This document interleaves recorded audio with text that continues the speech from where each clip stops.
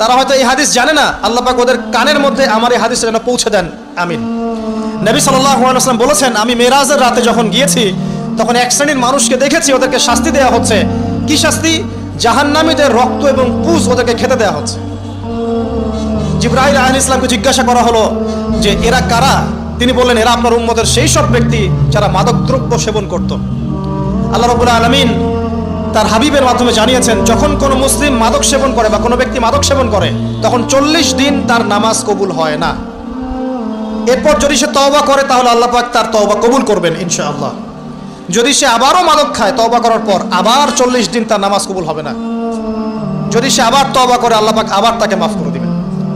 যদি সে আবারও মাদক খায় আবার 40 দিন তার নামাজ কবুল হবে না। তারপর যদি আবার তওবা করে আবার আল্লাহ তাকে মাফ করে দিবেন।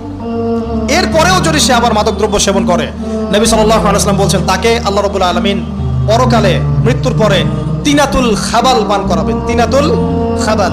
জিজ্ঞাসা করা হলো, ইয়া রাসূলুল্লাহ, তিনাতুল খাবাল কি জিনিস? নবী সাল্লাল্লাহু আলাইহি ওয়াসাল্লাম উত্তর দিচ্ছেন, এটা হচ্ছে জাহান্নামীদের রক্ত, মাংস, এগুলো পুড়ে পচে যে রসটা বের হবে, এটা হচ্ছে তিনাতুল খাবাল।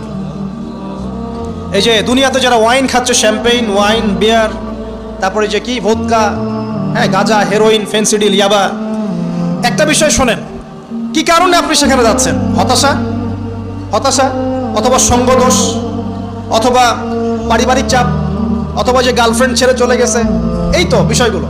কি কারণে মানুষ মাদকের কাছে যায়, কেন যায়, কারণটা কি? আমরা যখন ফিলোসফি পড়তাম তখন একটা তত্ত্ব পড়ানো হয়েছে আমাদেরকে। তত্ত্বটার নাম হচ্ছে কার্যকারণ তত্ত্ব। মানে প্রত্যেকটা কাজের পিছনে একটা কারণ থাকে, ঠিক আছে? এই যে মুসলিমরা নামাজ পড়ে কেন? আল্লাহর জন্য। মুসলিমরা যাকাত দিবে কেন?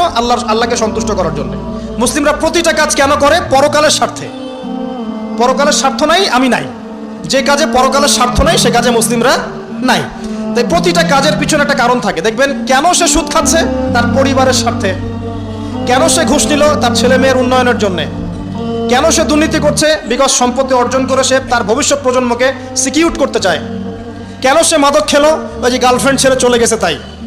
কেন মাদক খেলো? ওই যে এক বন্ধু মাদক খায়, সে ডাকছে, আয় একটা টান দে, সঙ্গদোষ। কেন সে মাদক খেলো? পরিবারের চাপ, হতাশা। কেন মাদক খাচ্ছে? চাকরি পায় না, বেকার, মাদক খাচ্ছে। মানে মেন্টাল চাপগুলো নিতে পারছে না, সে মাদক খাচ্ছে। সবচেয়ে বেশি মানসিক চাপ কাদের উপর আসে জানেন? 1 নম্বর নবীগণের উপরে, 2 নম্বর আল্লাহর সৎ বান্দাদের উপরে, তারপর যার ঈমান যত উঁচু তার উপর মানসিক চাপ তত বেশি আসে। এখন যদি মানসিক চাপের সলিউশন মাদকই হবে, তাহলে তো আমাদেরই মাদক। এই হাদিস জানে না, আল্লাহ পাক ওদের কানের মধ্যে মানসিক চাপ ফেস করি, আপনি চিন্তাই করতে পারবেন।